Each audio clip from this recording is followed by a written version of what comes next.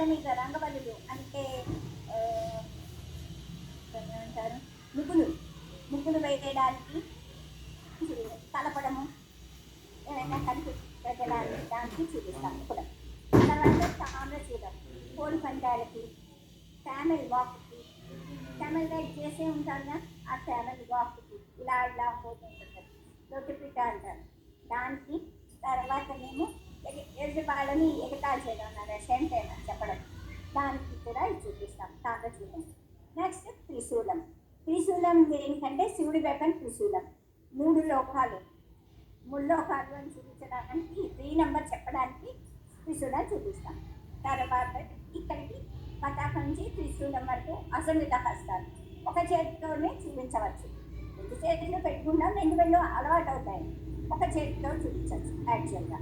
Next Samitha హస్తాలు, 2 చేతులు కలిపితే కానీ రావు ఆ సమిత హస్తాలు. అవి 24 ఉన్నాయి, 24 నెంబర్. అంజలికి నుంచి అవహితం వరకు. వీడు నందికేశుడు చెప్పిన దాంట్లో అభినయ దర్పణంలో అంజలి నుంచి అవహితం వరకు 24 సమిత హస్తాలు. ఇవి ఇప్పుడు డీటెయిల్గా చూద్దాం. అంజలి దేవుడికి, గురువులకి, పెద్దవాళ్ళకి నమస్కారం పెట్టడానికి ఇది ఉపయోగిస్తాం. తర్వాత కపోతం, చిన్న గూడు అంటే స్పారో అలాంటి కుకు బర్డ్ అలాంటి చిన్న చిన్న బర్డ్స్ నెస్ట్ చూపించడానికి, పువ్వు మొగ్గలు చూపించడానికి నేను చూపిస్తాను కపోతం. నెక్స్ట్ కర్కటం. కర్కటం ఏమో మంచ, అడవుల్లో వాటిల్లో ఎత్తుగా ఈ క్రూయల్ యానిమల్స్ తిరుగుతూ ఉంటాయి కదా, మనం సెల్ఫ్ ప్రొటెక్షన్ కోసం అని ఎత్తుగా 4 కట్టెలు పాతి దానిపైన ఒక ఇల్లులాగా ఒక హట్లాగా వేస్తారు, దాన్ని మంచి అంటారు. కాపలా కోసం చుట్టూ పెట్టుకుంటారు. దాన్ని చూపించడానికి చిన్ని హట్ నుంచి పెద్ద మల్టీ స్టోరీ బిల్డింగ్స్ అన్నీ కూడా దీంతో చూపిస్తారు. నివాస యోగ్యమైన ఇల్లు అది కర్కటం. అర్థమైంది కదా. నెక్స్ట్ స్వస్తికం. స్వస్తికి ఇండికేట్స్ విఘ్నేశ, గణపతిని చెప్పడానికి ఇండికేట్ చేయడానికి చూపిస్తాం. 2 హాఫ్స్ ఇవ్వడానికి చూపిస్తాం స్వస్తికం. తర్వాత దోలం, నాట్యారంభం అంటే మనం స్టేజ్ మీదకి ఎక్కే ముందర నిలబడే పోస్చర్ ఇది. 2 చేతులు 2 కాళ్ళు దగ్గరికి పెట్టేసి చేతులు కిందకి వేసి స్ట్రైట్గా చూస్తూ ఉండేది. మై గాడ్, ఇంకా వస్తున్నారా? ఓకే. దోలం నాట్యారంభానికి చూపిస్తుంది. మనము అపస్మారక స్థితి అంటే అన్కాన్షియస్ కండిషన్లో పెట్టినప్పుడు కూడా దీన్ని చూపిస్తున్నమాట దోలం. నెక్స్ట్ పుష్పపుటం, offering water to other person or అంటే మంచిది ఎవరికైనా పోయడానికి, ఎవరికైనా దానం చేసేటప్పుడు దేవుడికి పూలు తీసుకెళ్ళి పూజారి మడిలో ఉంటాడు, పూజారి డైరెక్ట్గా మీ చేతి నుంచి తీసుకోండి, ఆడ పెట్టు లేదా ఎక్కడైనా పెట్టామంటారు, ఇలా ఇస్తాం అన్నట్టు పూలు.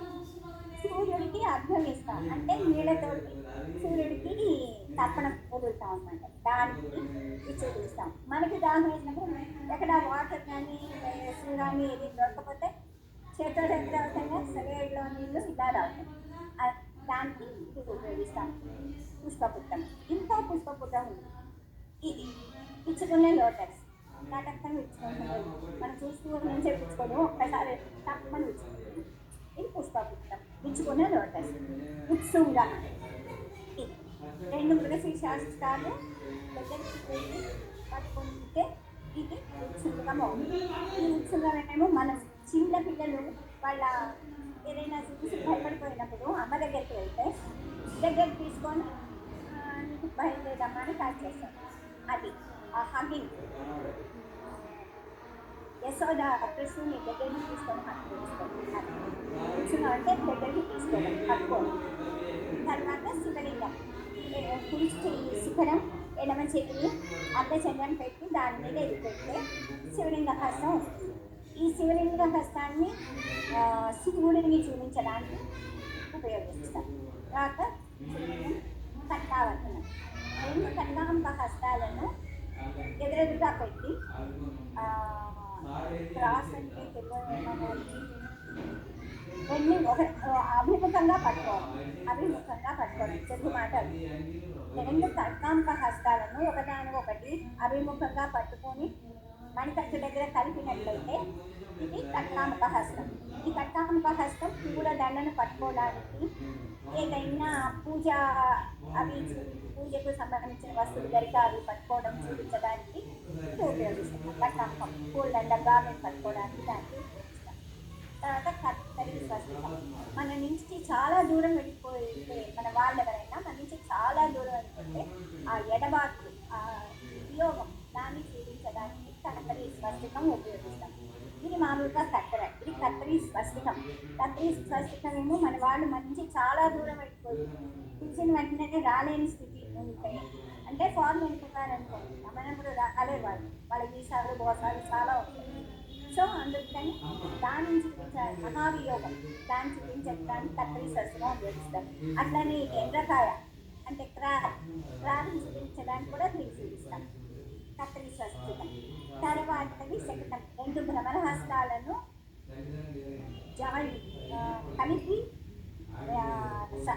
పట్టి ముందరికి చూపించినట్లయితే, రెండు భ్రమర హస్తాలను ఒకదాన్ని ఒకటి కలిపేసి చూపించినట్లయితే అది శకటం వస్తుంది. శకటం అంటే ఈ any vehicle, car, lorry, bus, అలాంటి బండి, యాక్చువల్గా దాని బండి అంటారు. దేవుడి రథం, దేవుడి రథాన్ని చూపించడానికి శకటం చూపిస్తారు. తర్వాత శంఖం. కుడి చేయికి ఎడం చేయి అర్ధచంద్రం పెట్టి రైట్ హ్యాండ్ శంఖం చేసి దాన్ని కలిపేసినట్లయితే దాన్ని శిఖరం. ఎడం చేయి అర్ధచంద్రం, కుడి చేయి శిఖరం. దాన్ని దీన్ని కలిపి పట్టుకున్నట్లయితే శంఖహస్తం వస్తుంది. ఈ శంఖము విష్ణుమూర్తి చేతిలో ఉండే శంఖాన్ని యుద్ధాలు పడేటప్పుడు ఈ శంఖాన్ని ఊదుతారు. ఆ శంఖం చూపించడానికి ఈ శంఖముద్ర ఉపయోగిస్తారు. తర్వాత చక్రం. రెండు అర్ధచంద్ర హస్తాలు ఒకదానికొకటి అభిముఖంగా పట్టి కలిపి పట్టినట్లయితే కుడిభుజం దగ్గర పెడితే దానిని చక్రం అంటారు. ఈ చక్రము విష్ణుమూర్తి ఆయుధంగా ఉపయోగిస్తారు. బాగా చెప్తున్నానా? ఎవరైనా మూడు నుండి ఫాస్ట్గా చెప్తున్నారా?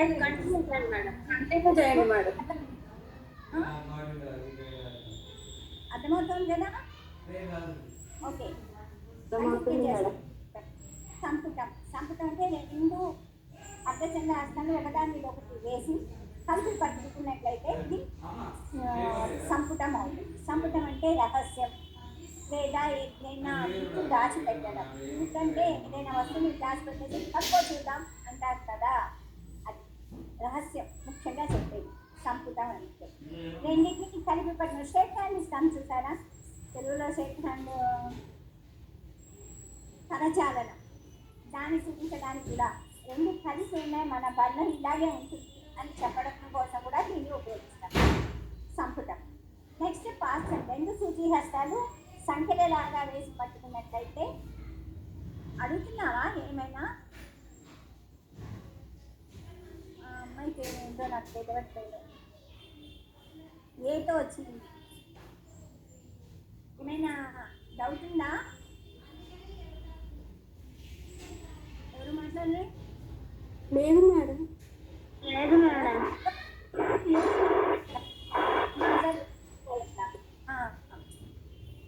ఓకే. రెండు సూచి హస్తాలను సంఖ్యలాగా పట్టుకున్నట్లయితే ఇది పాసం అవుతుంది. పాసం మన శత్రువులు, వైరి శత్రువులు చూపించడానికి, ఒక బంధం అని చెప్పడానికి చూపిస్తాం. తర్వాత కీలకం. రెండు బాణహస్తాలు, ఇది బాణహస్తాలు అంటారు. ఒకటే పెట్టి ఇలా పెట్టి అది నాటు గాత్రం బాణహస్తం. బాణం ఇలా వెళ్ళిపోతుంది కదా, దాన్ని చూపించడానికి ఎక్స్ట్రా హస్తముద్రలో చెప్పాడు భరతు, సారీ వీడు నందికేశుడు చెప్పాడు. దిస్ ఈజ్ బాణహస్తం. బాణం పొడివాడి రావణాసుడి కోటలో దూసుకుపోయి ఇది బాణహస్తం చూపిస్తాడు. దాని రెండింటిని సంఖ్యలాగా వేసినట్లయితే కీలకం. ఇదేమో పాసం సూచి, బాణహస్తం ఏమో కీలకం. కీలకం అంటే మన ఫ్రెండ్స్, మన చుట్టాలు, మన తోటి వాళ్ళు అని చెప్పడానికి కీలక హస్తం చూపిస్తాం. కీలకం తర్వాత మత్స్యం. రెండు అర్ధచంద్రాలు ఒకదానిపై ఒకటి వేసి పట్టుకున్నట్లయితే మత్స్యహస్తం వస్తుంది. మత్స్యహస్తం విష్ణుమూర్తి లింగ రూపం అంటే చేప రూపంలో వచ్చాడు కదా, దశావతారాల్లో మొట్టమొదటి దాన్ని చూపించడానికి లేదా చేపను కృష్ణుని చూపించడానికి దీన్ని చూపిస్తాం. ఇది ఇది మత్స్యావతారానికి సంబంధించి మత్స్యం. తర్వాత కూర్మం రెండు ఈ మత్స్యావతారంలోని కనిష్ట ఫింగర్స్, కనిష్ట అంటే లిటిల్ ఫింగర్స్, అవి రెండు కూడా విడదీసి పట్టుకున్నట్లయితే కూర్మం అవుతుంది. కూర్మము తాబేలుకి చెందుతుంది. ఈ కూర్మము 3 రకాలు ఉంది. ఫస్ట్ది ఇది థంబ్ లిటిల్ ఫింగర్ కూడా వదిలేసి పట్టుకుంటే కూర్మం. తర్వాత ఈ సంపుటం ఉంది కదా, సంపుట హస్తంలో అంగుష్టాలు కనిష్టికలు అన్నీ వదిలేసి పట్టుకుంటే ఇది ఒక కూర్మం, కూర్మావతారం. ఇది కూర్మం టాప్ ఐస్ కట్టిన దానికి చూపించడానికి ఇది చూపిస్తాం. ఇంకోటి ఉంది మూడోది, సుఖతుంట హస్తాలు ఒకదానిపై ఒకటి పెట్టి పట్టుకున్నట్లయితే ఇది ఇంకో కూర్మం. ఇది కొంచెం ఇక్కడ డీటెయిల్గా చెప్తా. ఈ కూర్మం మేము సముద్రంలోకి వెళ్ళేటప్పుడు 4 కాళ్ళతోటి వెళ్తుంది. ఆ తర్వాత అక్కడ ఈ మందగిరి పర్వతం సముద్రంలో మునిగిపోయింది. దాన్ని తీయాలి కదా, తీయడానికి ఆ కింద కొండ కిందకి వెళ్ళి ఇలా పైకి లేపాడు. రెండో కూర్మం అందుకు ఉపయోగిస్తుంది. మూడో కూర్మం అది చిక్కేటప్పుడు ఇలా పైతే ఇటో జారిపోతూ ఉంటుంది కదా, మళ్ళీ సముద్రంలోకి పడిపోతూ ఉంటుంది కదా, అందుకోసమని ఇలా పెట్టి డిప్ప మీద గట్టిగా నేలకి టచ్ చేసేసి డిప్ప మీదుగా ఆ కొండని ఇలా పట్టుకున్నారు. అప్పుడు వాళ్ళు పాల సముద్రం చిరకడానికి వీలైంది. అప్పుడు పట్టుకున్నది ఈ మూడో కూర్మం అనమాట. ఫస్ట్ వన్ ఏమో నీళ్ళలోకి, తర్వాతదేమో పైకి లేపడానికి, మూడోదేమో చిలకడానికి. 3 కూర్మాలు ఇలా ఉపయోగిస్తాం. ఇది టార్టాయిస్కు తాబేలుని చెప్పడానికి వచ్చింది పూర్వం. తర్వాతది వరాహం. 2 ఫస్ట్ పెట్టేసి కూర్మహస్తం ఉంది కదా, ఫస్ట్ కూర్మహస్తం దాంట్లో ఈ కనిష్టికలు తంబులు వదిలేసి, లిటిల్ ఫింగర్ తంబు వదిలేసి మిగిలిన 3 వేలని ముంచి పట్టుకున్నట్లయితే అది గతం కింద పెట్టాలి, కింద పెట్టాలి. దాన్ని వరాహం అంటారు. ఇది వరాహ అవతారానికి పందిని చూపించడానికి ప్రొసీడింగ్ అవుట్ దాన్ని చూపించడానికి ఉపయోగిస్తున్నాం అన్నమాట వరాహం.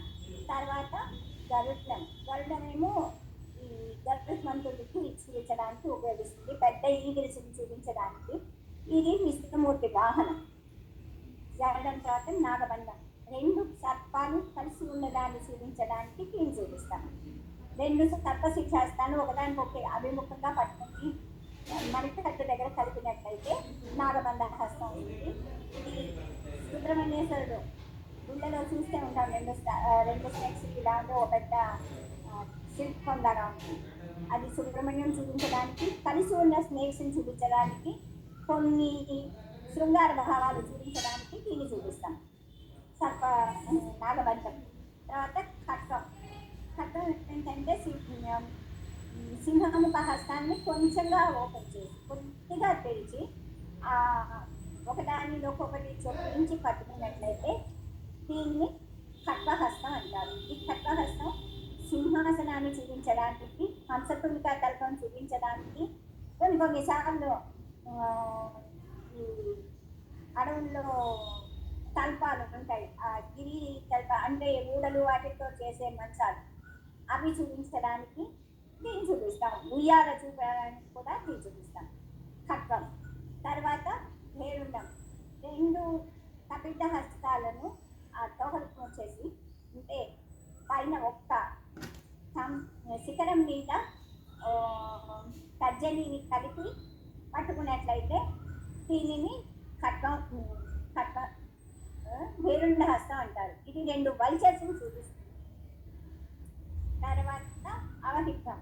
అవహితం దేనికి ఉపయోగిస్తామంటే దేవుణ్ణి శరణాగతి వేయడానికి, నేను లొంగిపోయాను అని చెప్పడానికి,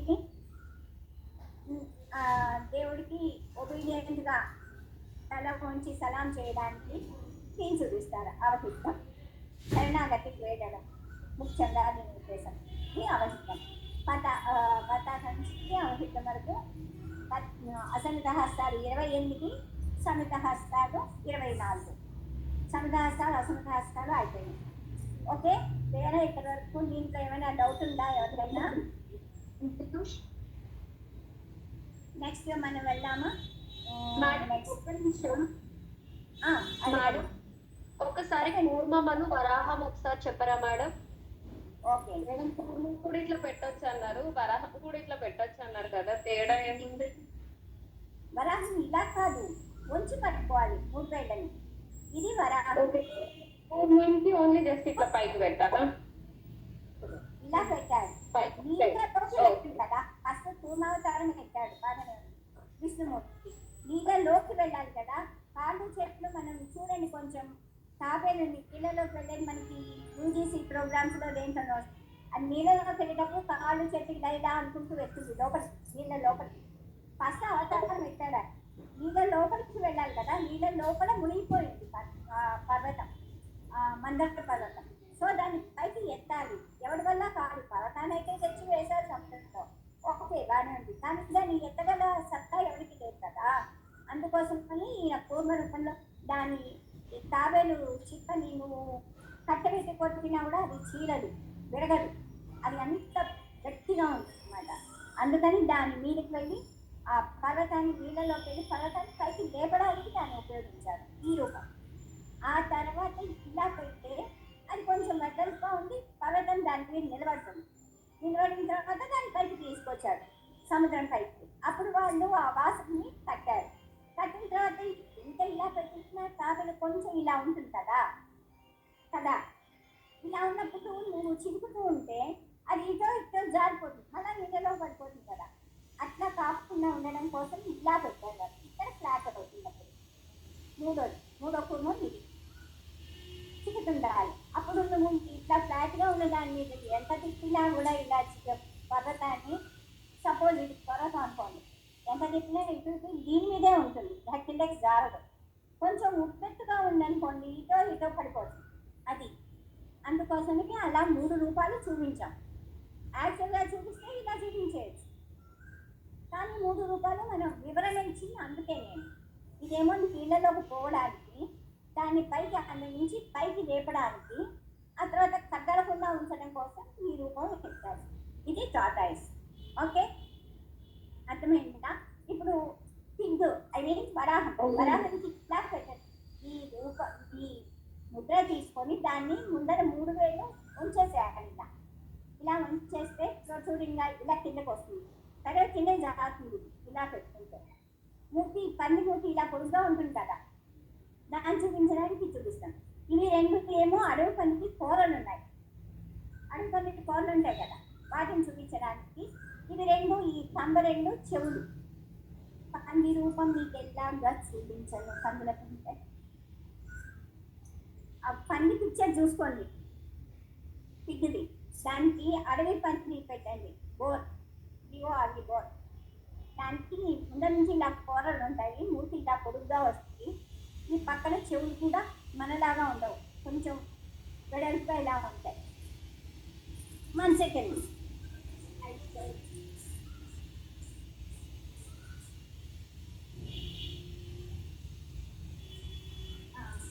ఇదిగో ఇది కొంచెం జాగ్రత్తగా చూడండి, ఎంతకంటే దగ్గర తీసుకురాలేదు. ఇదిగో ఇక్కడ చూసారా, కనిపిస్తుందా మూతి ముందరికి ప్రొసీడింగ్గా ఉందా? ఈ పక్కన తెల్లవారు దగ్గర ఇటు కూరలాగా ఉన్నాయి బైక్ చూడండి.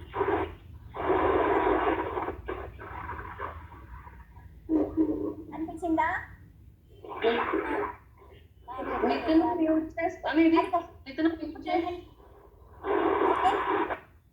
ఇప్పుడు ఆ షేప్ లో ఉంది చూడండి, ఓకేనా? దాని మీద ఈ సందర్శం పెడితే బాల్, అది మన భూమి అన్నమాట. వరాహస్వామి అలాగా వచ్చి భూమిని రసాతలంలోకి తొక్కేశాడు, హిరణ్యాక్షుడు దాన్ని పైకి తీసుకొచ్చాడు. అది ఓకే, క్లియరా? ఎవరు? మేడం నెక్స్ట్ మనం అభినయం గురించి చెప్పిన అభినయం 4 చెప్పేశానా? ఆంగిక వాచిక సాధక నెక్స్ట్ ఇంకా అసంత హస్తాలు అయిపోయినాయి. మేడం ఒకసారి లేకుండా అట్లా చెప్పారు ఒకసారి మళ్ళీ. ఏంటి నాన్న? ఏంటమ్మా? వేరుండము అంటే ఒకసారి చెప్పారా మేడం? వేరుండం. వేరుండం అంటే 2 పల్చర్స్ కలిసి ఉండడాన్ని వేరుండం అంటారు. కపిత హస్తాలు 2 ఒకదానికొకటి అభిముఖంగా కలిపి పట్టుకుని మణికట్టు దగ్గర కలిపి పట్టుకున్నట్లయితే వేరుండ హస్తం అవుతుంది. దీన్ని 2 బల్చర్స్ అంటే మనుషుల సవాలు పీకులుంటాయే రాబందుని చూపించడానికి గండభైరుండ పక్షులని ఒకనొకప్పుడు ఉండేవి. మన ఎవరం పుట్టని ఆ కాలంలో ఏమంటారు అంత పేద మృగాలు ఉండేవి, అప్పుడు ఉండేవి ఆ గండభైరుండ పక్షులు. వాటిని చూపించడానికి ఈ భైరుండానికి చూపిస్తాం. తర్వాత ఇంకేమైనా వివరణ ఇవ్వాలా? భైరుండం ఓకే, నేను రాసిన నోట్స్లోంచి భైరుండం ఇస్తాను.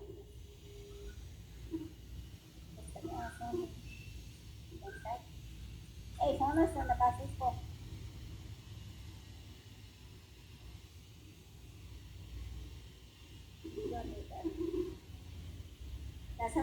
సత్యవతాలు చెప్పలేదు కదా.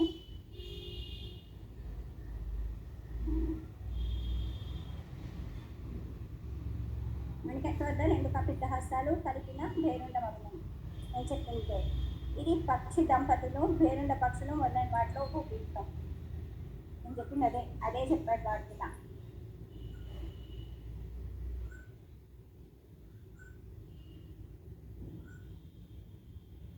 వారి తరఫున చెప్పేస్తున్నాం కదా. నాయక లక్షణాలు చెప్పనా? నెక్స్ట్ నాయకులేనా? కాదు. చరిత్రలను ఒక్కసారి చెప్తున్నా. ఇప్పుడు చరిత్రలో సమత హస్తాలు లక్షణాలు వినియోగాలు అయిపోయింది. చతుర్విధ అభినయాలు అయిపోయింది. ద్వాదశ హస్త ప్రాణాలు. హస్త ప్రాణాలు చెప్పుకుందామా? హస్త ప్రాణాలు చెప్పుకుని దృష్టి భేదాలు. హస్త ప్రాణాల గురించి చెప్పలేదు కదా మనం, చెప్తున్నాం.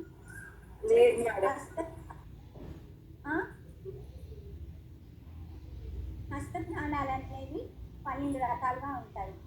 దాంట్లో ఈ హస్త ప్రాణాన్ని ఉపయోగించి మనం పైకి కిందకి వెనక్కి సైడ్కి చేసే ముద్రలతోటి చేసేవి ఈ హస్త ప్రాణాలు అన్నమాట. ఈ హస్త ప్రాణాలు 12 రకాలని వీడు భక్తుడు తన నాశాసనంలో, నందికేశుడు తన అభినయ దర్పణంలో కూడా 12 చెప్పాడు. అవి ఫస్ట్ది రసాయనం, వేళ్ళని చాచి పట్టుకోవడం. ఇలా నీళ్ళని చూపించేటప్పుడు అవి జలజలాపోతున్నాయని చెప్పడానికి, ఏవైనా కిందకి జలపాతం పారుతుందని చెప్పడానికి వేళ్ళన్నీ కలుపుతాం. దీన్ని ప్రసారణం అంటారు.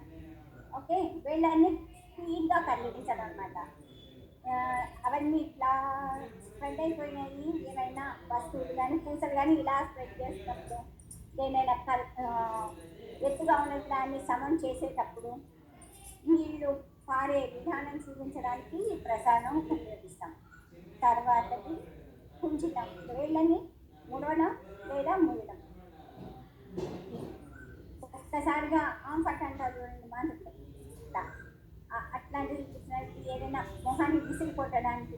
నాయకుడి మీద కోపం వచ్చినప్పుడు, సపోజ్ నాయకు అంటే సత్యభావం, కొంచెమే కోపం వచ్చినప్పుడు విసిరి కొడుతుంది. అది కాకుండా శృంగారంలో నీళ్ళని ఇలా నీళ్ళకి ఆనందిస్తుంటారు వాళ్ళు, జలకాలు ఆడుకుంటూ నీళ్ళని చల్లడానికి. అలా వేళ్ళని